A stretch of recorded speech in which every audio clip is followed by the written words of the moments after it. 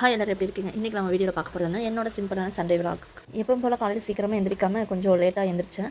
அப்புறம் நமக்கு ரொம்ப பிடிச்சமான டீ வந்து குடிச்சிட்டு சரி மார்னிங் பிரேக்ஃபாஸ்ட் என்ன பண்ணலான்ட்டு யோசிச்சுட்டு வெண்பொங்கல் செஞ்சுட்டோம்.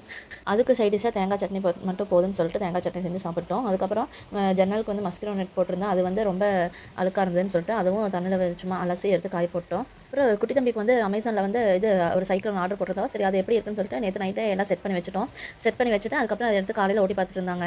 அது வந்து அவன் உட்கார வச்சு ஓட்டணுன்னு ரொம்ப ஹாப்பி ஆகிட்டு அவ்வளோ பிடிச்சிருந்தது அவனுக்கு.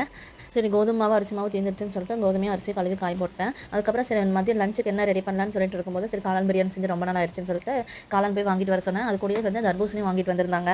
சொல்லிட்டு தர்பூசணியும் கட் பண்ணி எல்லாத்தையும் கொடுத்துட்டோம். அதுக்கப்புறம் பாபாக்கு இன்னைக்கு லீவுங்கிறங்காட்டி இன்னைக்கு வந்து ஆஃப்டர்நூன் லஞ்சுக்கு வந்து எனக்கு லீவ் விட்டாங்க. ஸோ அவங்களே செய்கிறேன்னு சொல்லிட்டு அப்பாவும் பையனும் சேர்ந்து லஞ்ச் ப்ரிப்பேர் பண்ணாங்க.